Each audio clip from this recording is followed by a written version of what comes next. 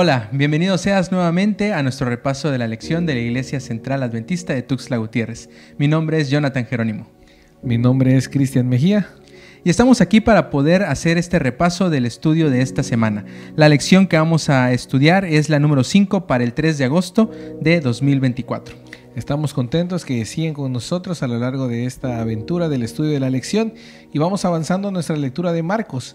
Así que, hermanos, estamos contentos que nos sigan acompañando y que podamos seguir disfrutando de estos pasajes.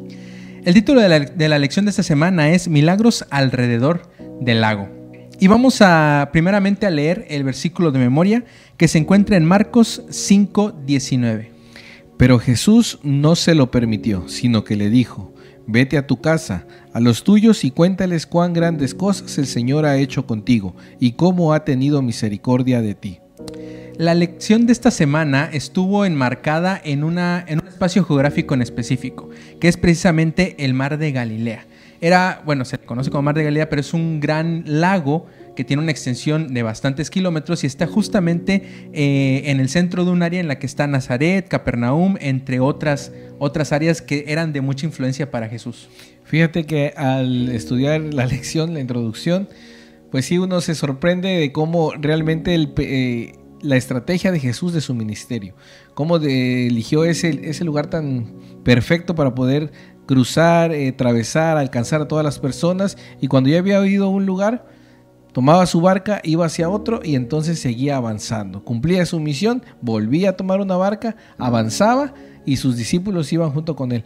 Pero sí, curiosamente ese lago realmente fue estratégico y de gran bendición para toda esa gente en esa época. Sí, estuvo moviéndose de una parte del lago a otra parte, cruzaba, y dentro de estos movimientos que podemos observar dentro de la lección, en estos primeros capítulos del libro de Marcos, pues hay varias historias en las que suceden diversas actividades en las que Jesús está involucrado y que nos dejan valiosas lecciones. Y vamos a tocar 5 puntos en específico en esta ocasión. Número 1, venciendo la tormenta. Número 2, venciendo a los demonios. Número 3, Jesús venciendo la enfermedad.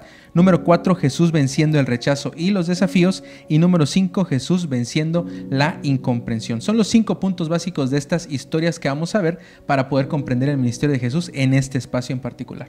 Esperamos que a lo largo de este estudio nosotros podamos ir comprendiendo y entendiendo cada uno de las historias, cada una de las intervenciones del Señor Jesús y todo lo que Él tenía en su propósito como misión para poder alcanzar a los que lo rodeaban, a los de su misma ciudad, a los que no conocía y sin lugar a dudas a sus discípulos, a quien les iba dejando la más grande enseñanza. Y vamos a ir con nuestro primer punto, que es venciendo la tormenta. Esta parte de la lección se encuentra en el capítulo 4 de Marcos y nos está relatando la parte en la que Jesús, después de un día agotador, porque acordémonos que Jesús, siendo Dios mismo, pues estaba también en un cuerpo humano. Sí, Jesús se cansaba, tenía hambre, tenía sueño. Vivió y padeció lo que vivimos y padecemos cualquier ser humano. Entonces, después de un día pues cansado y agotador, sube con sus discípulos a la barca y pues queda profundamente dormido al momento de ingresar a la barca. Así es, el Señor Jesús no avisó a sus discípulos, Él se acomodó, buscó un lugar, menciona la lección que tal vez cerca de la popa, y Él se dispuso a descansar. Pero de repente pasó algo que sacudió a los discípulos, ¿verdad? Sí, y aquí se ve realmente la humanidad o nuestro pensamiento humano, ¿no? Reflejado en los discípulos.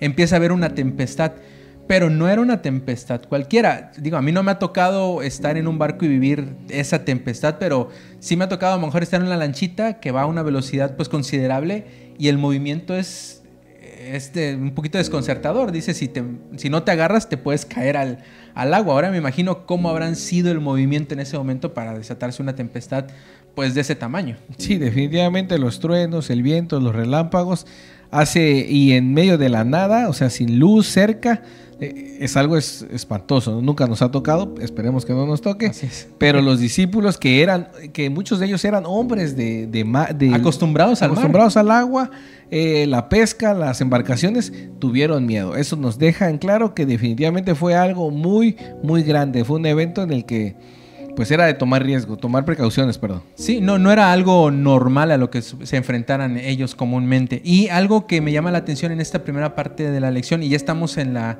lección número 5, más llegando a la mitad casi de lo que es la lección y el estudio del libro de Marcos, es que esta primera parte del libro de Marcos nos está hablando acerca de la revelación de Jesús como Mesías, cómo se va revelando poco a poco Jesús. En las lecciones pasadas y en esta estamos viendo cómo se va revelando poco a poco Jesús en su ministerio y en su evangelio. Y en esta historia en particular vemos similitudes entre cómo se revela Dios, por ejemplo, en el Antiguo Testamento, puntos básicos de cómo es la revelación de Dios y cómo Jesús se revela en esta historia como Dios mismo. Para este punto, nuestro Señor Jesús ya había sacado a un demonio, ya había sanado a la suegra de Pedro, había dado clases de su sabiduría mediante las parábolas. Entonces ya había muchos indicios de su divinidad, de su sabiduría, de todo lo que implicaba su ministerio. Pero en este caso en particular llama la atención que reprende a la naturaleza. Entonces los discípulos, al ver esto, es lógico la reacción de ellos, ¿no? El decir, bueno, ¿quién es este hombre? Pero vayamos a lo que dice la Biblia. En el versículo 39 del capítulo 4 de Marcos, él, levantándose, reprendió al viento y le dijo al mar: calla, enmudece. Entonces cesó el viento y sobrevino una gran calma. Y él les dijo: ¿por qué estáis así amedrentados? ¿Cómo, no tenéis fe? Entonces sintieron un gran temor y se decían el uno al otro: ¿quién es este que aún el viento y el mar lo obedecen? ¿Tú qué sentirías si presenciaras esa escena? Pues poniéndome en el lugar de los discípulos, primero tienes miedo porque tu vida está en juego, porque te puedes ahogar, porque hay una gran tempestad y de repente se levanta Jesús. Lo que a mí me sorprende es que ellos lo seguían, o sea, eran sus discípulos, sus colaboradores más cercanos, y se sorprenden del poder que tiene. Lógicamente no habían comprendido a cabalidad quién estaba con ellos en la barca. Aquí nos deja entrever que los discípulos no habían entendido que Jesús era Dios mismo. Por eso se sorprenden y tienen temor al momento de poder observar cómo reprende a la humanidad. La naturaleza, perdón. Esto nos lleva a la siguiente reflexión. Nosotros, estoy seguro que hemos tenido ya alguna manifestación del poder de Dios en nuestra vida. Y puede ser que en algún momento el último en acudir es nuestro Señor Jesús, así como los discípulos. ¿Cuántas veces no se ha manifestado el Señor Jesús en tu vida y en mi vida? Y de la misma forma como los discípulos también hemos actuado. Por lo que esta lección nos dice que nosotros debemos recordar en quién hemos creído, ¿o no, Johnny? Así es, y tenemos que saber que el Dios al que seguimos, pues es el Dios de lo imposible, es el Dios que creó todo el cielo, el mar, la tierra y todo lo que en ellos hay. Entonces no tenemos por qué desconfiar del poder de Dios. Y si todos se deben a la autoridad y a la voz de Dios, ¿por qué nosotros no habríamos de hacerlo, verdad? Sí, la naturaleza, la tormenta cesó, el mar se tranquilizó, las nubes, el cielo se clareó, pues ¿qué de menos nosotros también podemos darle esta obediencia también a nuestro Dios? Así que tenemos un gran testimonio en esta historia, cómo Jesús manifiesta su poder, su divinidad para con sus discípulos. Los discípulos a partir de ese día aprendieron una gran lección, una lección de vida que también fue un gran crecimiento espiritual y de confirmación del maestro al cual estaban ellos siguiendo. Sí, y precisamente vamos a ver cómo se revela Dios, cuáles son los puntos en cómo se revela Dios y que coinciden precisamente con cómo Jesús estaba revelando en estos 3 versículos que leíste. Dios normalmente se revela en 5 puntos en específico. Número 1, demostrando su poder. Número 2, en el temor humano que provoca esta manifestación de poder. Número 3, en cómo Dios le dice a la humanidad: no temas. O sea, después de esta demostración de poder les dice: no temas. La revelación o el mensaje que tiene con esta revelación de poder. Y por último, la respuesta humana que genera. Y estos puntos en específico están precisamente en estos 3 versículos que leíste. Definitivamente no queda más que, después de ver esta manifestación de poder, cuando Dios actúa mediante nuestra respuesta humana, que es el temor, la desesperación, la tristeza, la angustia, al final no queda más que reaccionar reconociendo el poder de nuestro Dios. Así es, y vamos a pasar a la siguiente parte de nuestro estudio de esta semana, que es el encuentro que tuvo Jesús con los demonios, con el endemoniado gadareno. Esta parte de la lección nos está hablando acerca de cómo Jesús, al momento de encontrarse con este endemoniado, número uno, así como pasó en el otro encuentro del endemoniado, el demonio lo reconoce. Pero algo importante aquí es que el primer encuentro que tiene con esta persona es la persona rogándole. Es decir, hay una petición de la persona que está ahí detrás de todos los gritos que estaban haciendo los demonios y de todo lo que le provocaban a esta persona.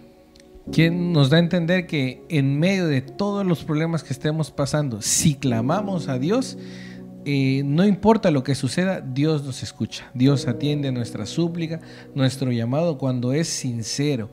Cuando ya entendimos que no podemos hacer nada por nuestras fuerzas, Dios siempre está ahí para escucharnos.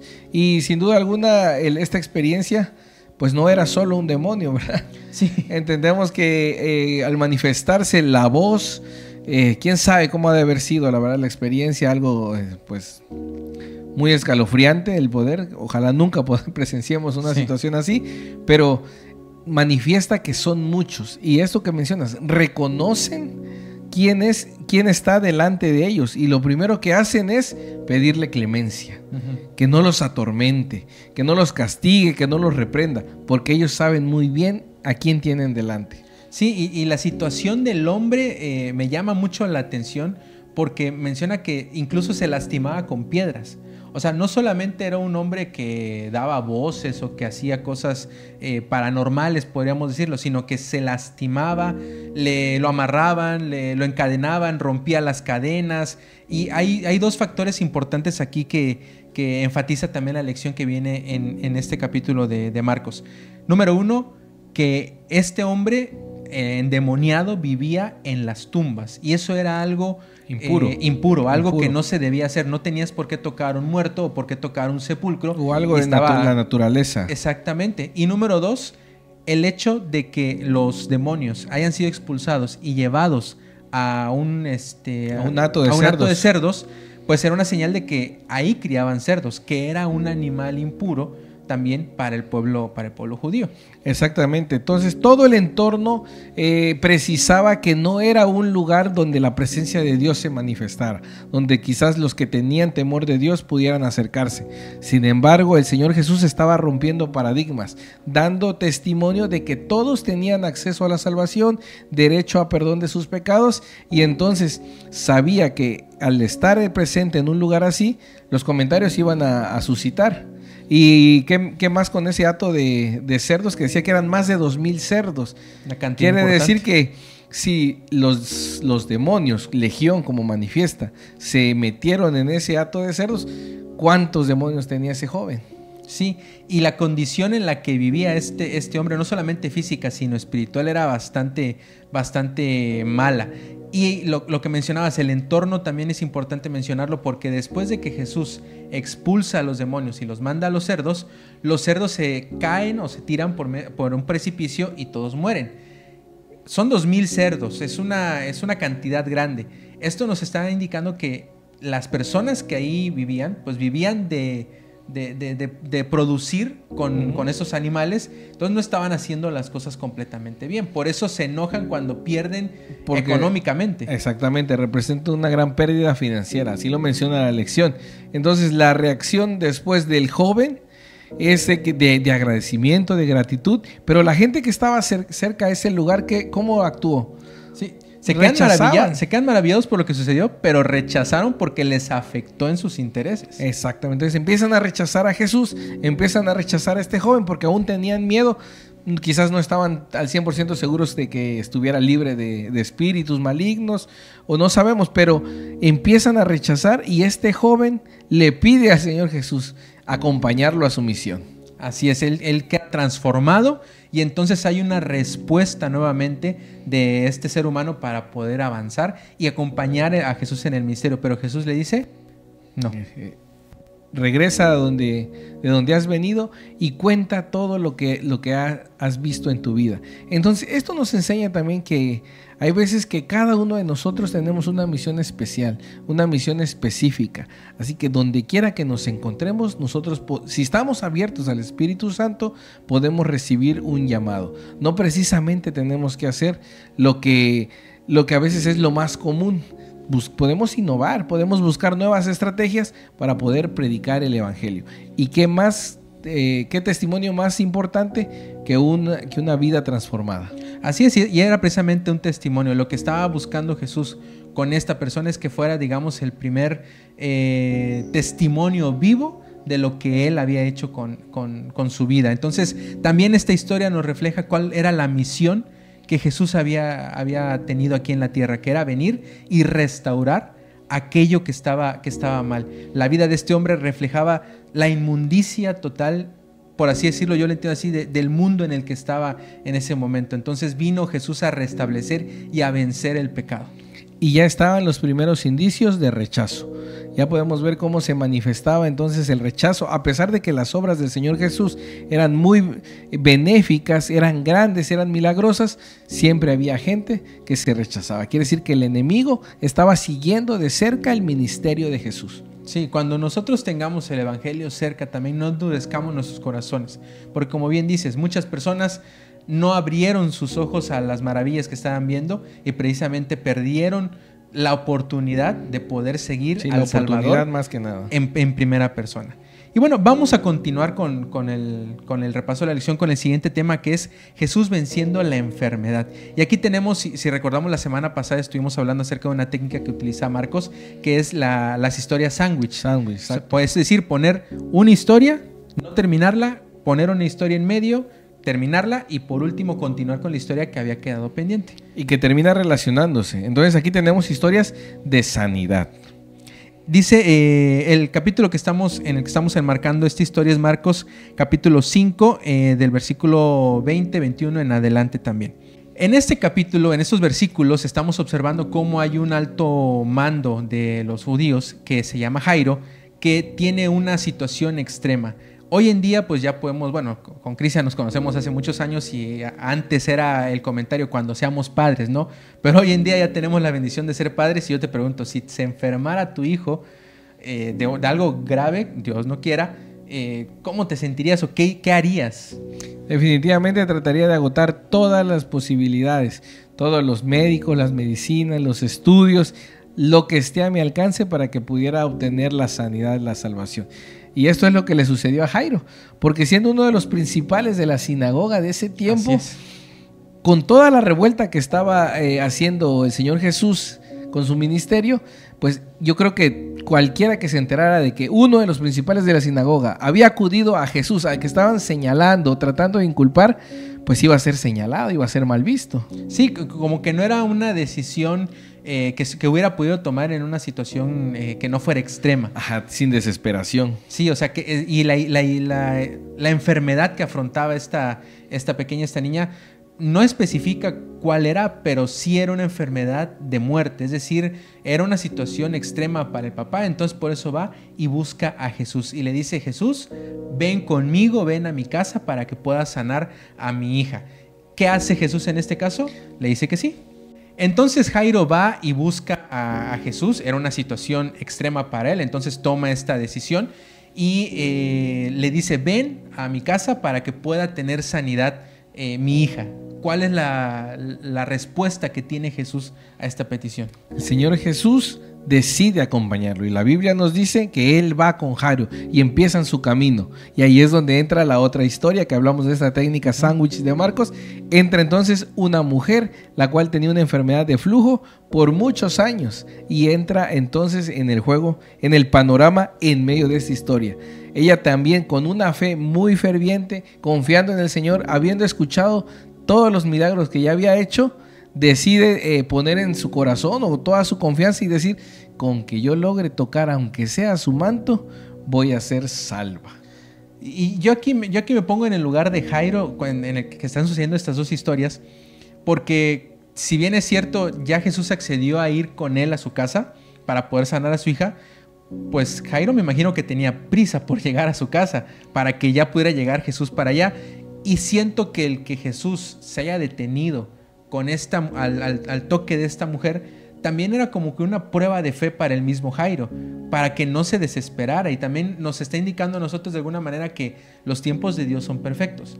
Dios está ahí para nosotros, para responder nuestras oraciones, pero también Él decide cómo y cuándo y en qué proceso se va a tomar esa solución. Entonces me imagino que Jairo decía, bueno, Señor, ya vámonos, ya nos están esperando. Yo creo que cualquiera de nosotros hubiese mandado a pedir un viaje especial, no sé, buscar el camino más corto, con menos tráfico. Pero la multitud seguía al Señor Jesús. La multitud estaba expectante de qué era lo que iba a realizar esta ocasión el Señor Jesús. Entonces esta mujer aprovecha la oportunidad, no pidió permiso, no preguntó. Si se acercaba a los discípulos de Jesús, probablemente le iban a decir, ¿sabes qué? Vamos hacia un lugar ahorita, espérate al final. Ella, motivada por su fe, por su dolor, por la desesperación que tenía, estiró su mano y tocó el manto del Señor Jesús. Entonces la mujer toca el manto de Jesús y con toda la fe, como decías, con toda la confianza, recibe sanidad a través de esto. Y como mencionábamos hace un momento, los tiempos de Jesús, los tiempos de Dios, no eran los mismos que los tiempos de los seres humanos. La premura que tenía Jairo para llegar a su casa...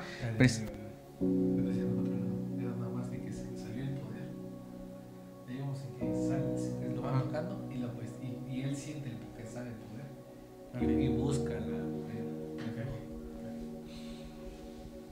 Entonces esta mujer, en busca de la sanidad, toca el manto de Jesús y Jesús siente que sale un poder de su cuerpo y se detiene y entonces dice, ¿quién me ha tocado? Y para los discípulos esta pregunta pues era absurda. Era absurda porque era una gran multitud, pues todo el mundo lo estaba tocando. Entonces en la mente de los discípulos pasa que ¿cómo el maestro puede estar preguntando eso? Sin embargo, el Señor Jesús sabía exactamente lo que había sucedido. Simplemente era la oportunidad perfecta para poder dar manifestación de su poder y de su ministerio. Y lo que pasa entonces cuando Jesús llega a tu vida, cuando llegas a tocar el manto de Jesús, no hay manera que lo escondas o que te quedes callado. Y eso es lo que hizo esta mujer. Manifestó que ella había sido, manifestó su situación.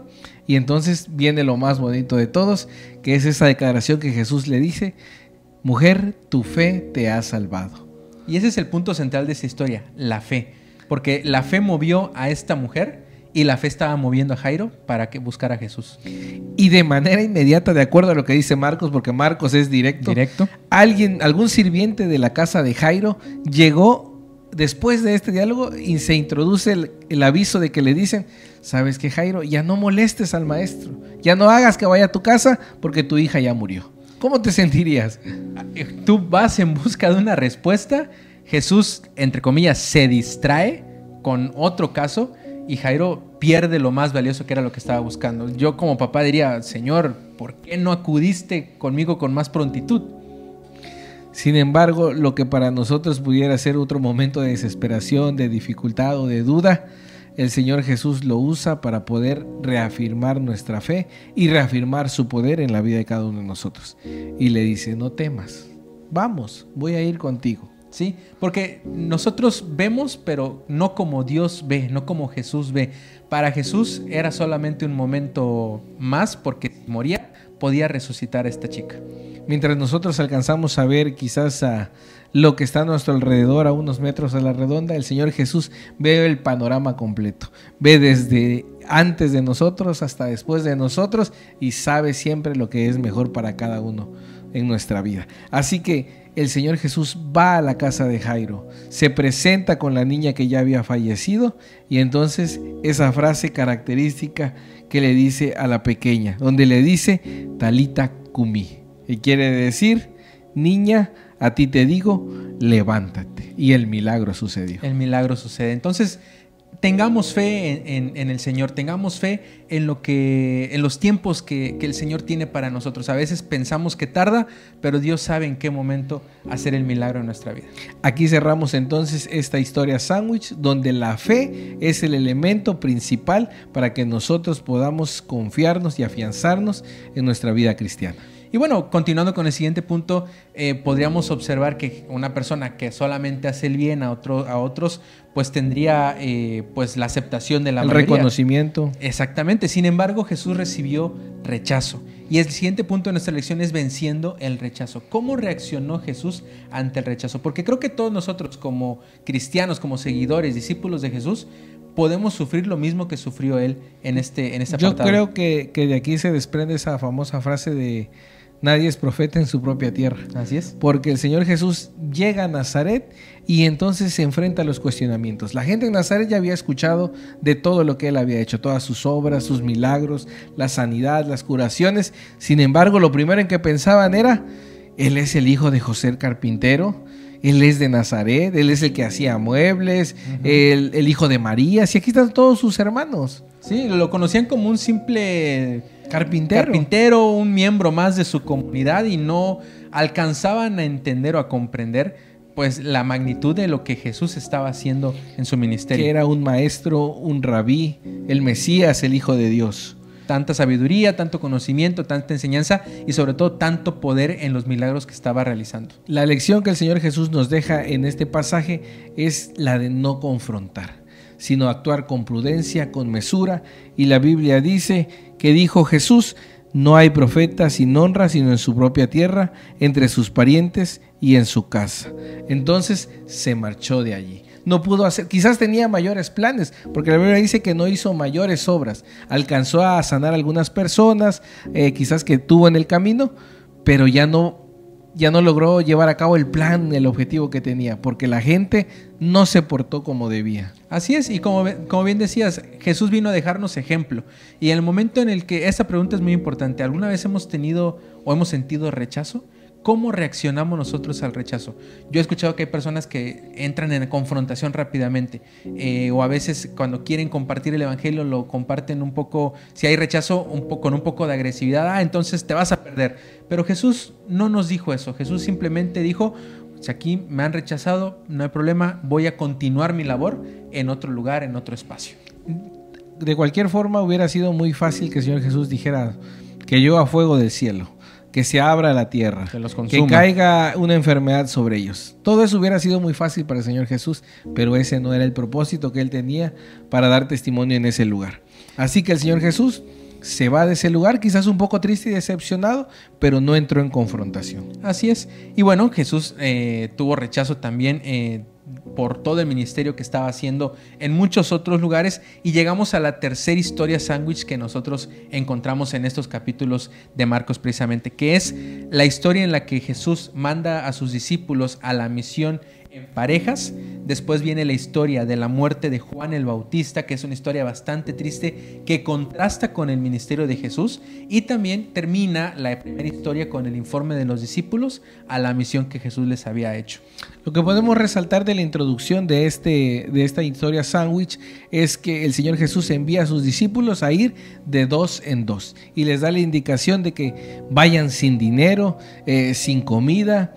Pudiéramos nosotros pensar, cuando vamos o salimos de viaje, de campamento, pues nos preparamos suficiente, ¿no? Nos abrigamos, los utensilios que vayamos a ocupar, la comida, pero contrasta con que el Señor Jesús le dijo: hospédense con alguien que los reciba, con alguien que esté de acuerdo con su ministerio, y quédense allí durante todo el tiempo que estén realizando su misión.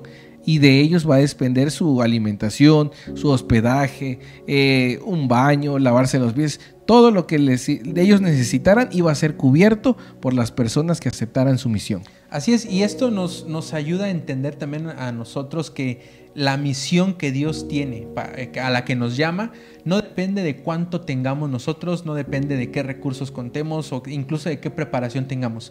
Solamente debemos depender de Dios para que entonces su obra se lleve a cabo. Dios quiere nuestra disposición. Prácticamente le estaba diciendo a sus discípulos: ¿quieres ir? Ve, ten fe de que todo se va a resolver. Vas a depender de otras personas, pero sobre todo vas a depender de mí, vas a depender de Dios. Ahora, la garantía que le dio a sus discípulos es de que aquellas personas que rechazaran a sus discípulos, rechazaran su misión, iban a recibir un castigo peor que el de Sodoma y Gomorra. Así que no me puedo imaginar que pudiera ser peor que un castigo que Sodoma y Gomorra, pero el Señor Jesús lo dijo: a los que ustedes los rechacen, o se burlen de ustedes, recibirán ese castigo. Así que tenemos el resguardo, Dios nos va cuidando las espaldas. Así es. Y en esta parte entra la segunda historia, que es la muerte de Juan el Bautista. Y es una historia bastante triste porque cuenta a detalle cómo sucedió esta muerte. Porque en otros pasajes, a lo mejor otros personajes de la Biblia dicen nada más murió a manos de, lo mataron, etcétera. Pero aquí nos dice cómo muere Juan el Bautista, que es una muerte bastante humillante y que de alguna manera era para demostrar la supremacía de los reyes con respecto al ministerio de Juan. Y también aquí nos da indicios o es un presagio de lo que había de pasar con el Mesías. Porque aunque el principal simpatizaba con Juan el Bautista, así como Pilato simpatizó con el Señor Jesús, pues la presión de su puesto político pesó más eso que realmente lo que tenían en su corazón, que la perspectiva que ellos tenían o la opinión que tenían acerca del Señor Jesús. Así es, entonces contrasta en el sentido de que Jesús estaba en el apogeo o estaba entrando en el apogeo de su ministerio. Juan estaba terminando y entonces la confianza que sus discípulos tenían en lo que sucedía con Jesús, con Juan el Bautista, de repente merma en el sentido de que ahora pierden a Juan el Bautista de una manera bastante difícil, porque no solamente lo encarcelaron y lo mataron, sino que le cortaron la cabeza y la pusieron, digamos, como un trofeo o medalla de victoria sobre esta persona y sobre el ministerio que estaba llevando a cabo. Inmediatamente después de la muerte de Juan el Bautista, encontramos ahora el informe de los discípulos. Así es, ahora regresan los discípulos y entonces pues dan la información de lo que sucedió después de que ellos fueron a predicar. Y también aquí encontramos el modelo que hasta hoy en día manejamos como parte del evangelio: ir de dos en dos para ir a predicar el evangelio. Yo creo que es una de las estrategias que Jesús mismo nos dejó y que debemos seguir como cristianos para ser discípulos de otras personas. Entonces, esta enseñanza nos dice que de dos en dos es la mejor opción. Quizás ir uno solo puede ser peligroso, podemos tener tentaciones fuertes, no tenemos en quién respaldarnos, pero en parejas es lo que el Señor nos aconseja. Con esto cerramos la parte 4. Así es, y pasamos a la última parte de nuestra lección, que es Jesús venciendo la incomprensión. ¿Por qué? Porque tenían los discípulos, tanto de Jesús como los discípulos de Juan el Bautista, que yo entiendo que se conocían entre ellos y de alguna manera el ministerio de Juan fue continuado por Jesús. Entonces muchos seguidores de Juan seguramente también siguieron a Jesús. Tenían que comprender por qué Juan murió de esa manera y también cuál iba a ser el destino de Jesús y la misión que tenía Jesús como Mesías en esta tierra. Enseguida tenemos la escena de una reunión en las afueras del desierto, y una reunión bastante numerosa, porque menciona la Biblia que habían 5,000 hombres, más de 5,000 hombres, y también mujeres y niños. Normalmente la contabilidad siempre va en los varones, pero por estadística sabemos que por lo menos se podía triplicar esa cantidad. Sí, eran 5,000 hombres sin contar mujeres y niños. Exactamente. Entonces era una cantidad bastante grande. Entonces, históricamente, una reunión de ese tipo daba los indicios de que algo se estaba cocinando, algo se estaba a punto de surgir. Y en este caso, en el contexto de que recién se había matado a Juan el Bautista, Jesús estaba tomando fuerza con su ministerio, todo parecía indicar de que algo podía ser militarmente, una revuelta social, una posible guerra, no sé. Sí, realmente si yo fuera parte de las personas que dirigen el pueblo romano y me entero que después de que mataron a uno de los predicadores más grandes, que era Juan el Bautista, se reúnen más de 5,000 personas del pueblo judío, diría, bueno, pareciera que es una reacción a lo que está sucediendo y puede haber alguna consecuencia bélica en cuanto a lo que está se están levantando en armas, están planeando un golpe, algo debe estar sucediendo. Sin embargo, el Señor Jesús tenía otro plan para esta reunión. Sí, tenía una enseñanza bastante grande que dar. Sí, y es que precisamente el pueblo judío estaba esperando un Mesías militar, como ya hemos comentado en algún otro momento, y entonces esta sensación de guerra, de enfrentamiento, pues estaba gestando en todos ellos, y de alguna manera, como dices, Jesús abre su ministerio realmente a lo que él estaba buscando. No era algo militar, ni era sacarlos del yugo social en el que estaban, sino era sacarlos del yugo del pecado. Exacto, mientras que el enemigo había ganado terreno con tantas cargas, con tantas tradiciones, el Señor Jesús venía a romper esos paradigmas. Toda esa carga que ya no era disfrutable, que no era de la ley de Dios, el Señor Jesús venía a hacerla a un lado. Así que la reunión se prolongó y esta gente quería ser instruida. Entonces no importó que pasara la mañana, que pasara el mediodía y que ya estuviera por ocultarse el sol. Pero también eso implicaba que la gente, al estar ahí reunida, pues por lógica tenía hambre. No había comido. Y entonces Jesús se compadece de ellos y entonces trata de buscar una solución. Le dice a los discípulos, pues hay que alimentarlos, busquen cómo alimentarlos. Nuevamente los discípulos reaccionan de manera humana.